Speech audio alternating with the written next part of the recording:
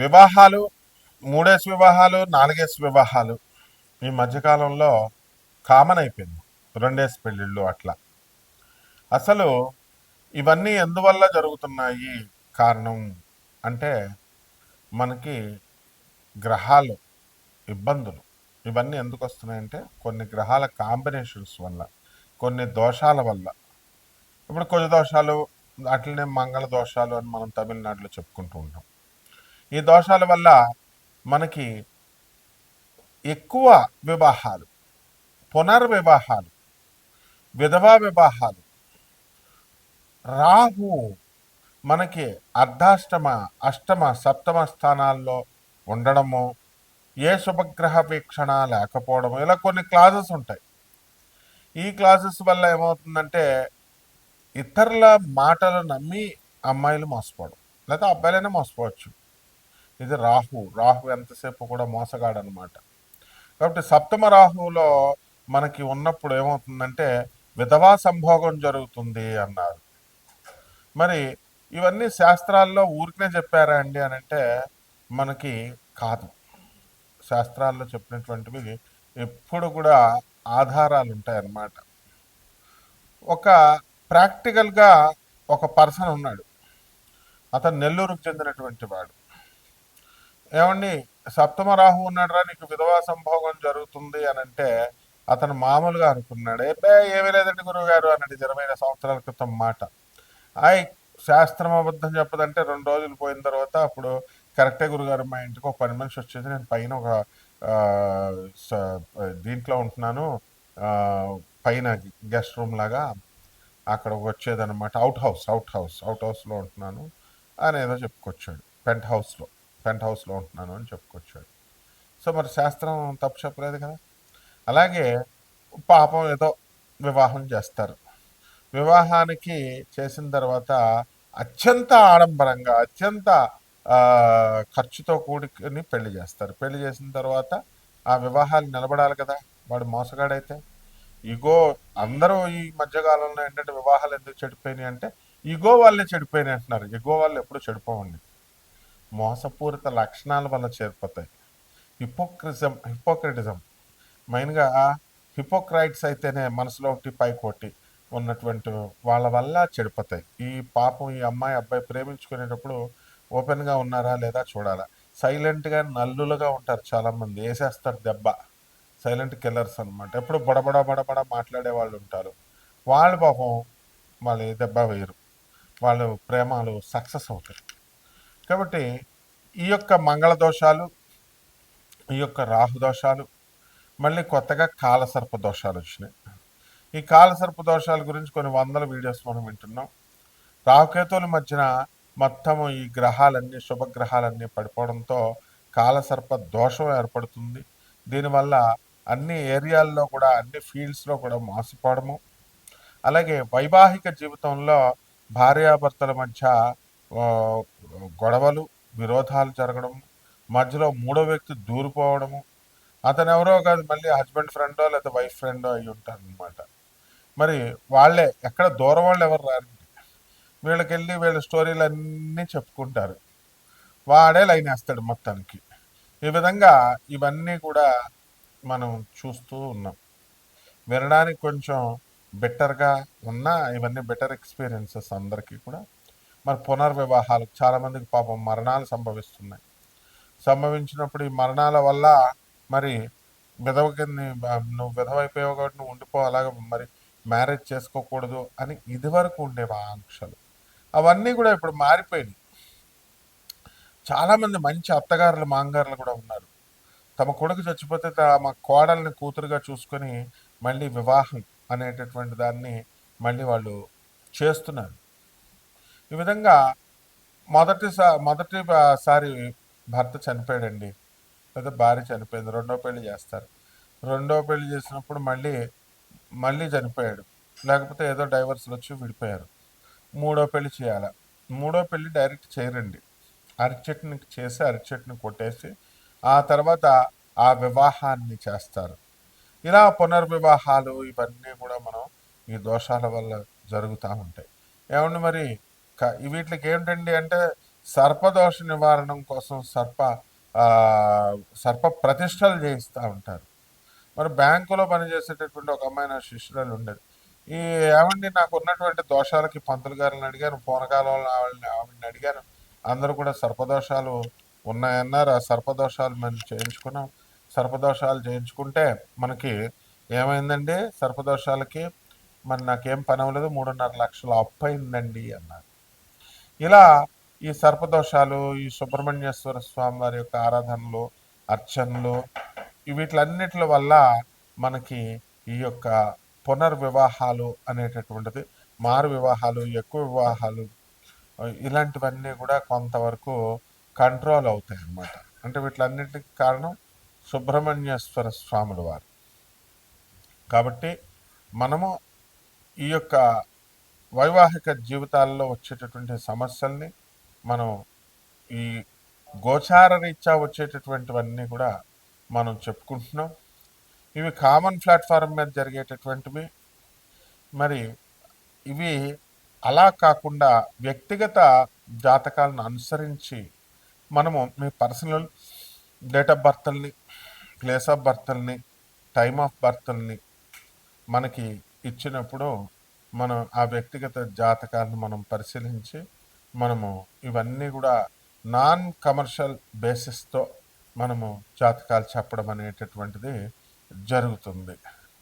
కాబట్టి మనందరము ఏం చేయాలండి అని అంటే, మనము ఈ ఎవరికైతే ఈ యొక్క సందేహాలు ఉన్నాయో, వ్యక్తిగత జాతకాలు బాగు చేసుకోవడానికి కోసం, అటువంటి వాళ్ళు మరి మన ఫోన్ నెంబర్కి, మన అమెరికా నెంబర్కి కాల్ చేయండి, లేకపోతే నా ఇండియా నెంబర్కి నాకు కాల్ చేయండి, లేకపోతే వాట్సాప్లు చేయండి. నాన్ కమర్షియల్ బేసిస్తో మేము చెప్పడం జరుగుతుంది.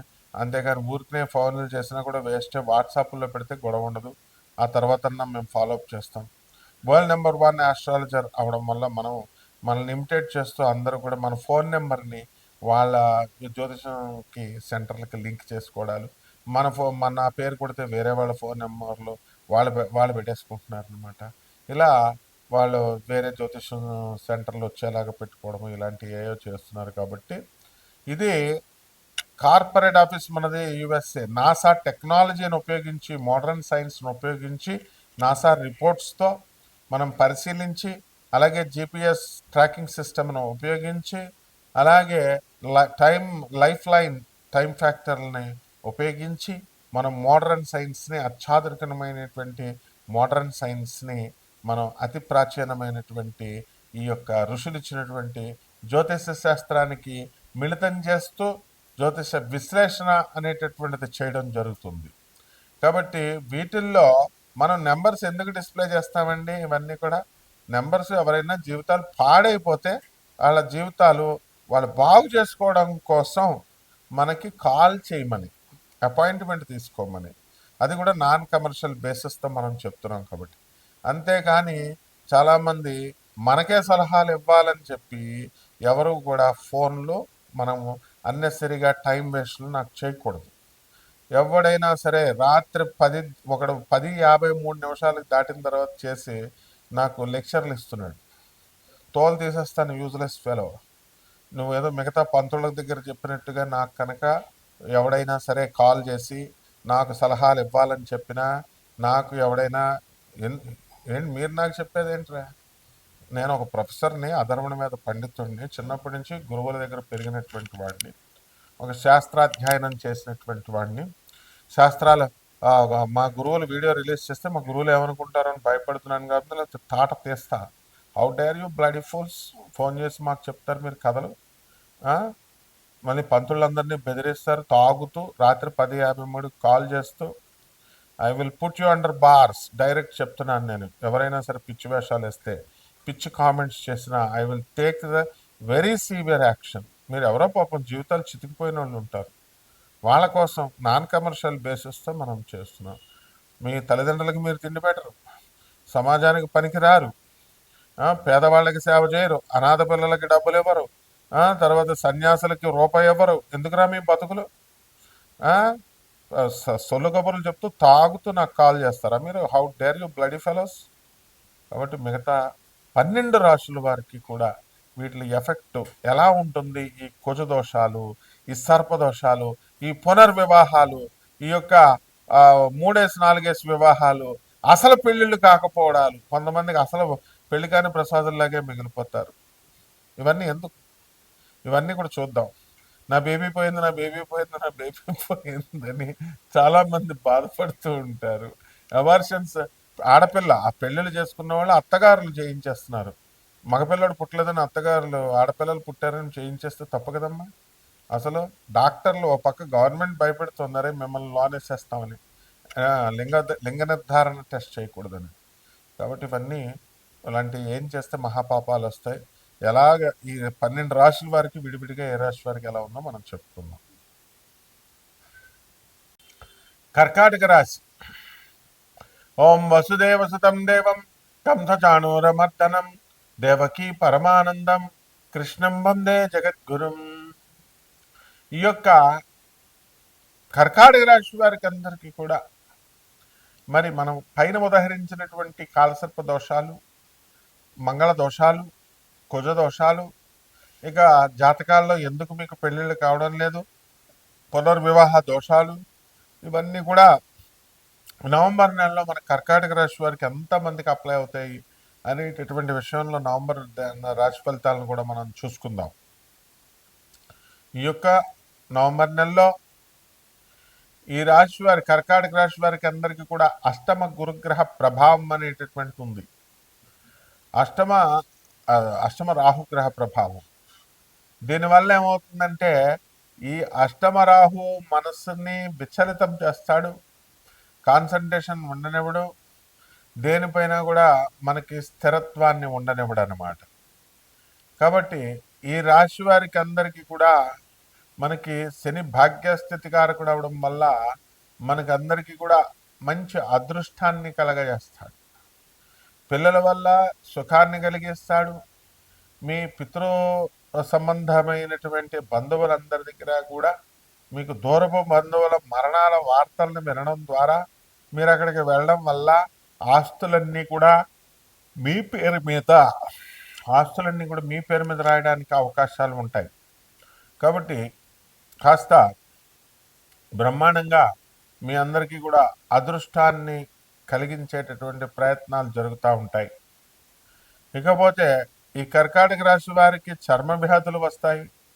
మరి ఈ వ్యాధుల్లో అందరూ కూడా ఈ యొక్క పార్కిన్సన్ వ్యాధులు, అలాగే స్పాండలైటిస్ ఇలాంటి వ్యాధులన్నిటిని కూడా మెడికేషన్ చేయాలి. మీరు అలోపతితో విసిగిపోయి ఇప్పుడు ఈ యొక్క ఆయుర్వేదం లేదా ఈ యొక్క యునాని మెడిసిన్స్ ఇలాంటివన్నీ కూడా వాడటానికి మీరు వెళ్తారు.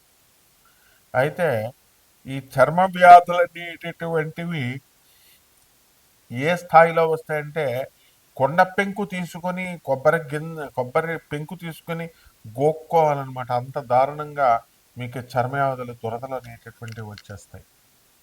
లేకపోతే వివాహం కానటువంటి వాళ్ళకి అందరికీ కూడా వివాహాలు అయిపోవడానికి ఈ కర్కాటక రాశి వాళ్ళకి అవకాశాలు ఉన్నాయి. అయితే కాస్త ఆలస్యంగా మనకి ఈ వివాహాలు అవ్వడం ఇలాంటివన్నీ కూడా జరుగుతాయి. దానికి కంగారు పడాల్సినటువంటి అవసరం లేదు.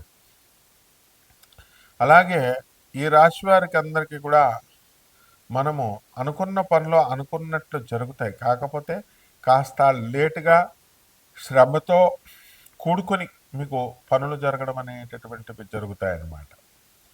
కాబట్టి ఈ కర్కాటక రాశి విద్యార్థులైతే వీళ్ళకి జన్మంలో ఉన్నటువంటి గురుగ్రహ ప్రభావం వలన చదువుల్లో ఇంకా చురుకుదనాన్ని చూపించాల్సినటువంటి అవసరం ఉంది. అలాగే ధన సంపాదన చేసేటటువంటి వాళ్ళంతా కూడా మనకి కేతుగ్రహ ప్రభావం వల్ల స్లోగా ధనం సంపాదన అనేటటువంటిది మీకు చేయడం జరుగుతుంది. కాబట్టి ఈ రకంగా పెళ్ళిళ్ళు కానటువంటి వాళ్ళకి వివాహాలు ఇవన్నీ జరుగుతాయి. పరిహారాల దగ్గరికి వచ్చేసరికి కర్కాటక రాశి వారికి రాహు జపం చేయండి, రాహు స్తోత్రాలు చదవండి, రాహు కిలోంపావు మినుములను ఆవుపేడ రంగు ఉన్నటువంటి వస్తువుల నుంచి పేద బ్రాహ్మణులకి శనివారం నాడు ఉదయం 8 గంటలకి దానం చేసుకోండి. దశమహావిద్యల్లో ఒకటైనటువంటి బగళాముఖి అమ్మవారి యొక్క హోమాన్ని మీ ఇళ్లలో చేర్పించుకోవడం ద్వారా అద్భుతంగా మీకు పనిచేస్తుంది. శుభమస్తు.